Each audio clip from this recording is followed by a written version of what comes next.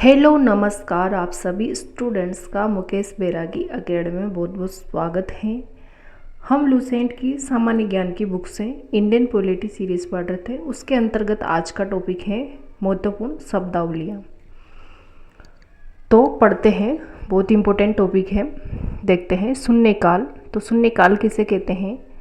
संसद के दोनों सदनों में प्रश्नकाल के ठीक बाद के समय को शून्यकाल कहा जाता है। यह 12 बजे प्रारंभ होता है और 1 बजे दिन तक चलता है। शून्यकाल को लोकसभा या राज्यसभा की प्रक्रिया तथा संचालन नियम में कोई उल्लेख नहीं है।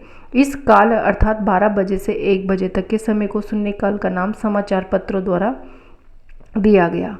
इस काल के दौरान सदस्य अविलंबनीय महत्व के मामलों को उठाते हैं तथा उस पर तुरंत कार्यवाही चाहते हैं।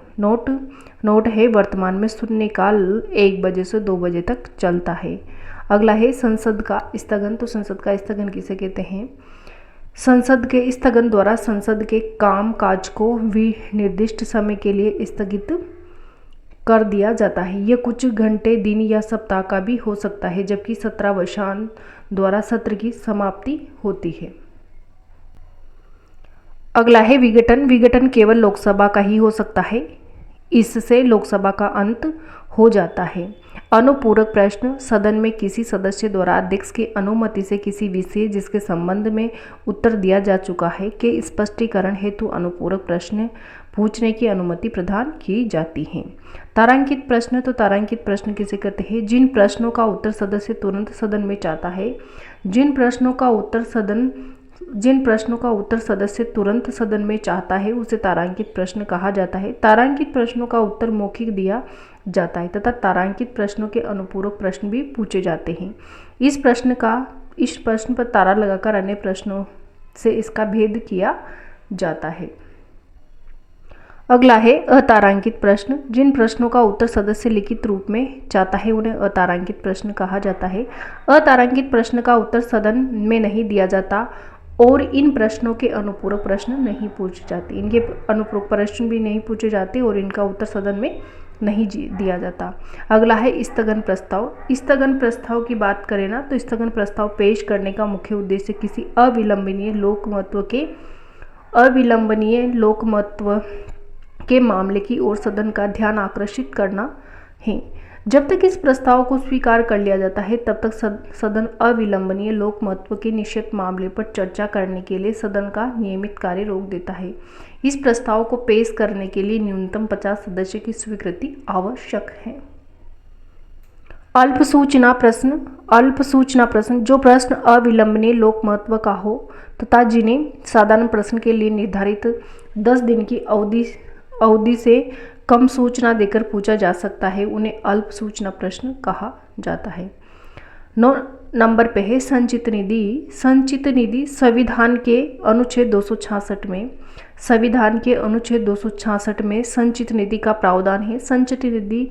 संचित निधि से धन संसद में प्रस्तुत अनुदान मांगों के द्वारा ही व्यय किया जाता है। राज्यों को करों एवं शुल्कों में से उनका अंश देने के बाद जो धन बचता है निधि में डाल दिया जाता है। राष्ट्रपति, उपराष्ट्रपति, नियंत्रक एवं महालेखा परीक्षक आदि के वेतन तथा भत्ते इसी निधि पर भारित होते हैं। अगली है आकस्मिक निधि। आकस्मिक निधि संविधान के अनुच्छेद 267 के अनुसार भारत सरकार एक आकस्मिक निधि की स्थापना करेगी। इसमें जमा धनराशि का व्यय विधि द्वारा स्थापित प्रक्रिया के अनुसार किया जाता है। संसद की स्वीकृति के बिना इस मद से धन नहीं निकाला जा सकता। विशेष परिस्थितियों में राष्ट्रपति अग्रिम रूप से इस निधि से धन निकाल सकते हैं। अगला है आधे घंटे की चर्चा। आधे घंटे की चर्चा जिन प्रश्नों का उत्तर सदन में दे दिया गया हो उन प्रश्नों से उत्पन्न होने वाले मामलों पर चर्चा लोकसभा में सप्ताह में 3 दिन यथा सोमवार, बुधवार तथा शुक्रवार को बैठक के अंतिम आधे घंटे में की जा सकती है।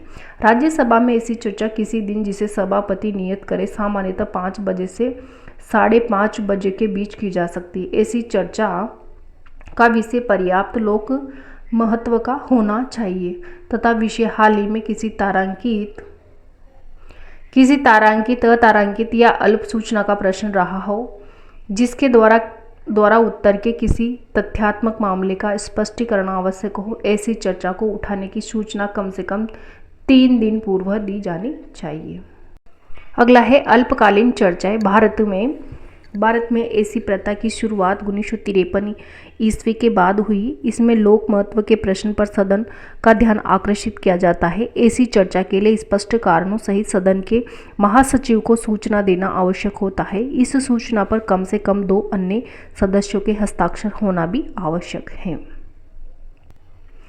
अगला है विनियोग विधेयक। विनियोग विधेयक में भारत की संचित निधि पर भारित व्यय की पूर्ति के लिए अपेक्षित धन तथा सरकार के खर्च हेतु अनुदान की मांग शामिल होती है। भारत की संचित निधि से कोई धन विनियोग विधेयक के अधीन ही निकाला जा सकता है। यानी कि विनियोग विधेयक में भारत की संचित निधि पर भारित व्यय की पूर्ति के लिए ही है ना, भारित व्यय की पूर्ति के लिए अपेक्षित धन तथा सरकार के खर्च हेतु अनुदान की मांग शामिल होती है। भारत की संचित निधि में से कोई धन विनियोग विधेयक के अधीन ही निकाला जाता है। अगला है लेखानुदान। तो लेखानुदान किसे कहते हैं? जैसा कि विदित है कि विनियोग विधेयक के पारित होने के बाद ही भारत की संचित निधि से कोई रकम निकाली जा सकती है, किंतु सरकार को इस विधेयक के पारित होने के पहले भी रुपयों की आवश्यकता हो सकती है। अनुच्छेद 116 क के अंतर्गत लोकसभा लेखानुदान पारित कर सरकार के लिए अग्रिम राशि मंजूर कर सकती है, जिसके बारे में बजट विवरण देना सरकार के लिए संभव नहीं है। अगला है वित्त विधेयक। संविधान का अनुच्छेद 112 वित्त विधेयक को परिभाषित करता है। जिन वित्तीय प्रस्तावों को सरकार आगामी वर्ष के लिए सदन में प्रस्तुत करती है, उन वित्तीय प्रस्तावों को मिलकर वित्त विधेयक की रचना होती है। सामान्यतः वित्त विधेयक उस विधेयक को कहते हैं जो राजस्व या व्यय से संबंधित होता है। संसद में प्रस्तुत सभी वित्त विधेयक धन विधेयक नहीं हो सकता। वित्त विधेयक धन विधेयक है या नहीं, इसे प्रमाणित करने का अधिकार केवल लोकसभा अध्यक्ष को है। अगला है धन विधेयक। संसद में राजस्व एकत्र करने अथवा अन्य प्रकार से धन से संबंध विधेयक को धन विधेयक कहते हैं। संविधान के अनुच्छेद 110(1) के उपखंड क से च तक में उल्लिखित विषयों से संबंधित विधेयकों को धन विधेयक कहा जाता है। धन विधेयक केवल लोकसभा में ही पेश किया जाता है। धन विधेयक को राष्ट्रपति पुनः विचार के लिए लौटा नहीं सकता है। अगला है अनुपूरक अनुदान।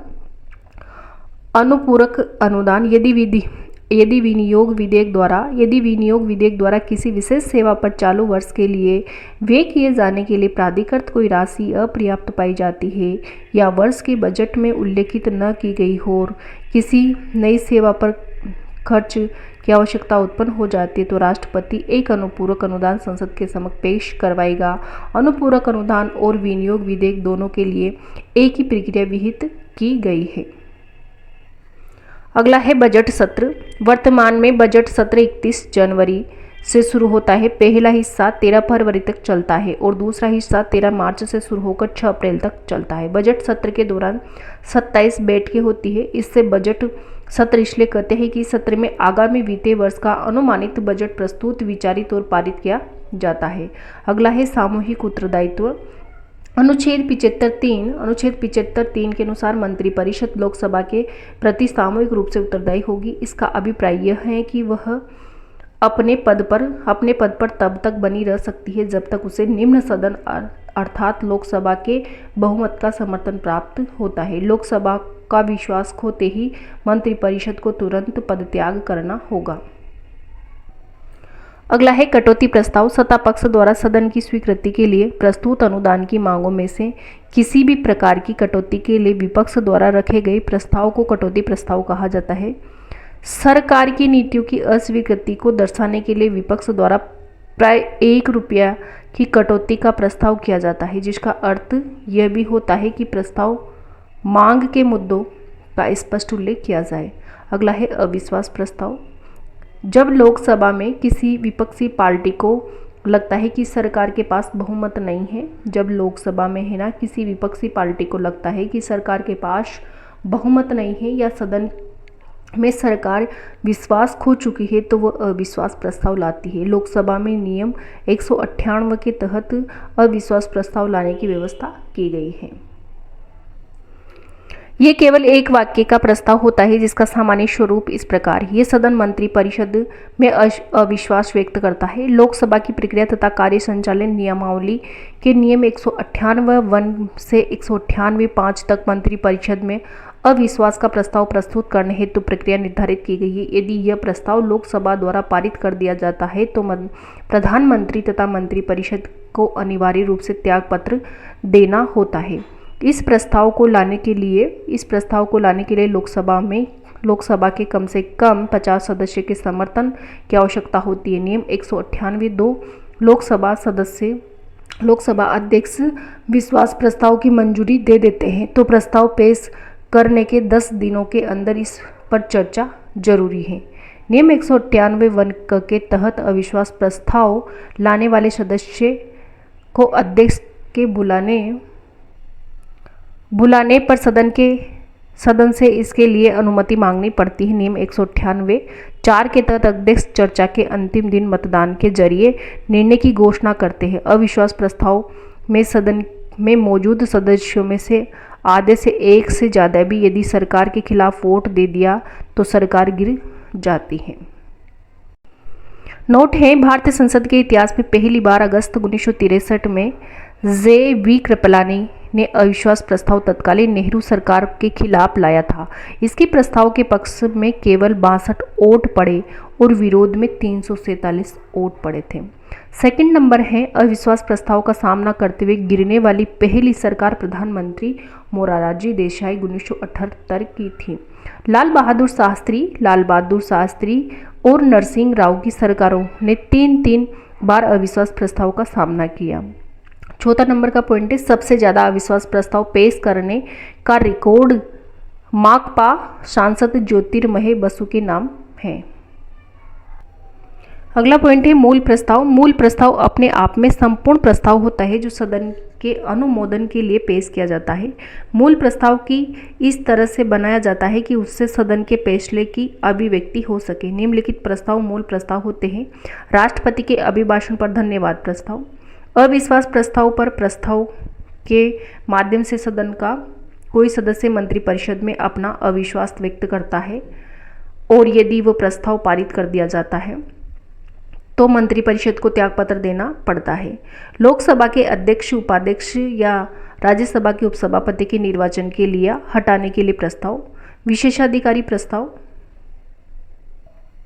विशेषाधिकार प्रस्ताव ये प्रस्ताव संसद के किसी सदस्य द्वारा पेश किया जाता है जब उसे ये प्रतीत होता है कि मंत्रिपरिषद के किसी सदस्य ने संसद में झूठा तथ्य प्रस्तुत करके सदन के विशेषाधिकार का उल्लंघन किया है। अगला स्थानापन्न प्रस्ताव जो प्रस्ताव मूल प्रस्ताव के स्थान पर और उसके विकल्प के रूप में पेश किए जाते हैं उन्हें स्थानापन्न प्रस्ताव कहा जाता है। अनुषंगी प्रस्ताव इस प्रस्ताव को विभिन्न प्रकार के कार्यों की अगली कार्यवाही के लिए नियमित उपाय के रूप में पेश किया जाता है। प्रतिस्थापन प्रस्ताव यह किसी अन्य प्रश्न पर विचार विमर्श के दौरान पेश किया जाता है। कोई सदस्य किसी विधेयक पर विचार करने के प्रस्ताव के संबंध में प्रतिस्थापन प्रस्ताव पेश करता है। संशोधन प्रस्ताव यह प्रस्ताव मूल प्रस्ताव में संशोधन करने के लिए पेश किया जाता है। अनियमित दिन वाले प्रस्ताव जिस प्रस्ताव को अध्यक्ष द्वारा स्वीकार या अस्वीकार किया जा सकता है लेकिन उस प्रस्ताव पर विचार विमर्श करने के लिए कोई समय नियत नहीं किया जाता तो उसे अनियमित दिन वाला प्रस्ताव कहा जाता है। अध्यादेश राष्ट्रपति या राज्यपाल संसद या विधानमंडल के सत्रावसान की स्थिति में आवश्यक विषयों से संबंधित अध्यादेश का प्रख्यापन करते हैं। अध्यादेश में निहित विधि संसद या विधानमंडल के अगले सत्र की शुरुआत के 6 सप्ताह के बाद परिवर्तन योग्य नहीं रह जाती यदि संसद अथवा विधानमंडल द्वारा उसका अनुमोदन नहीं कर दिया जाता है। अगला है निंदा प्रस्ताव। निंदा प्रस्ताव की बात करें तो निंदा प्रस्ताव मंत्रिपरिषद अथवा किसी एक मंत्री के विरुद्ध उसकी विफलता पर खेद अथवा व्यक्त करने के लिए किया जाता है। निंदा प्रस्ताव में निंदा के कारणों का उल्लेख करना आवश्यक होता है। निंदा प्रस्ताव नियमानुसार है या नहीं, इसका निर्णय अध्यक्ष करता है। अगला है धन्यवाद प्रस्ताव। राष्ट्रपति के अभिभाषण के बाद संसद की कार्य मंत्रणा समिति की सिफारिश पर 3-4 दिनों तक धन्यवाद प्रस्ताव पर चर्चा होती है। चर्चा प्रस्तावक द्वारा आरंभ होती है तथा उसके बाद प्रस्तावक का समर्थक बोलता है। इस चर्चा में राष्ट्रपति के नाम का उल्लेख नहीं किया जाता है, क्योंकि अभिभाषण की विषय वस्तु के लिए सरकार उत्तरदायी होती है। अंत में धन्यवाद प्रस्ताव मतदान के लिए रखा जाता है तथा उसे स्वीकृत किया जाता है। अगला है विश्वास प्रस्ताव। बहुमत का समर्थन प्राप्त होने में संदेह होने वाली स्थिति में सरकार द्वारा लोकसभा में विश्वास प्रस्ताव लाया जाता है। इस प्रस्ताव का उद्देश्य यह सिद्ध करना होता है कि सदन का बहुमत उसके साथ है। विश्वास प्रस्ताव के पारित न होने की दशा में सरकार को त्यागपत्र देना आवश्यक हो जाता है। अगला है बैंक बेंचर सदन में आगे के स्थान प्राइम मंत्रियों, संसद सचिवों तथा विरोधी दल के नेताओं के लिए आरक्षित रहते हैं। गैर सरकारी सदस्यों के लिए पीछे का स्थान नियत रहता है। पीछे बैठने वाले सदस्यों को ही बैंक बेंचर कहा जाता है।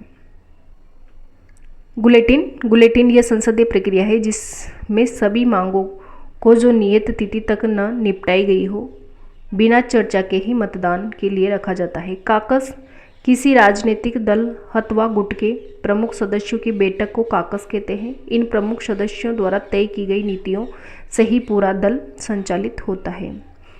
अगला है त्रिशंकु संसद। आम चुनाव में किसी राजनीतिक दल को स्पष्ट बहुमत न मिलने की स्थिति में त्रिशंकु संसद की रचना होती है। त्रिशंकु संसद की स्थिति में दल बदल जैसे कुप्रवृत्तियों को प्रोत्साहन मिलता है। देश में 9वीं, 10वीं, 11वीं और 12वीं लोकसभा की यही स्थिति रही है।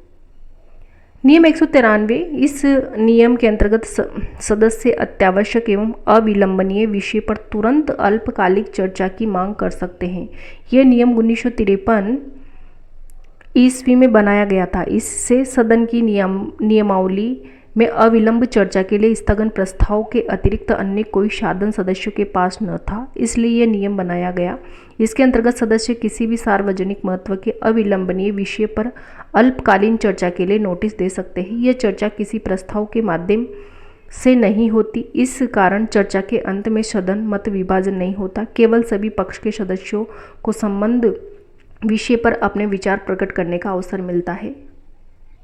अगला है न्यायिक पुनरावलोकन। न्यायिक पुनरावलोकन की बात करें तो भारत में न्यायपालिका को न्यायिक पुनर्विलोकन की शक्ति प्राप्त है। न्यायिक पुनर्विलोकन के अनुसार न्यायालयों को यह अधिकार प्राप्त है कि यदि विधानमंडल द्वारा पारित की गई विधियां अथवा कार्यपालिका द्वारा किए गए आदेश संविधान के प्रतिकूल है तो वे उन्हें निरस्त घोषित कर सकते हैं। अगला है प्रश्नकाल से पहले गणपूर्ति कोरम। सदन में किसी भी बैठक के लिए गणपूर्ति अध्यक्ष सहित कुल सदस्य संख्या का 10वां भाग होती है। गणपूर्ति सदस्य संख्या का 10वां भाग होती है। बैठक शुरू होने के पूर्व यदि गणपूर्ति नहीं तो गणपूर्ति घंटी बजाई जाती है। अध्यक्ष तभी पीठासीन होता है जब गणपूर्ति हो जाती है। प्रश्नकाल किसे कहते हैं? दोनों सदनों की प्रत्येक बैठक के प्रारंभ के 1 घंटे तक प्रश्न किए जाते हैं और उनके उत्तर दिए जाते हैं। इसे प्रश्नकाल कहा जाता है। प्रश्नकाल के दौरान सदस्यों को सरकार के कार्यों पर आलोचन प्रत्यालोचन का समय मिलता है। इसके 2 लाभ हैं। एक तो सरकार जनता की कठिनाइयों एवं अपेक्षाओं के प्रति सजग रहती है। दूसरे, इस दौरान सरकार अपनी नीतियों एवं कार्यक्रमों की जानकारी सदन को देती है। अगला है दबाव समूह व्यक्तियों के ऐसे समूह जिनके हित समान होते हैं दबाव समूह कहे जाते हैं। ये ग्रुप अपने हित के लिए शासन तंत्र पर विभिन्न प्रकार के दबाव बनाते हैं।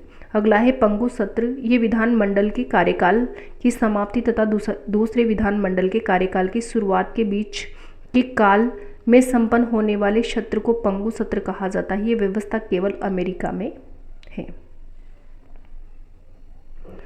सचेतक। राजनीतिक दल में अनुशासन बनाए रखने के लिए सचेतक की नियुक्ति प्रत्येक संसदीय दल द्वारा की जाती है। किसी विषय विशेष पर मतदान होने की स्थिति में सचेतक अपने दल के सदस्यों को मतदान विषय निर्देश देता है। सचेतक के निर्देश के विरुद्ध मतदान करने वाले सदस्यों के विरुद्ध दल बदल निरोध कानून के अंतर्गत कार्यवाही की जाती है।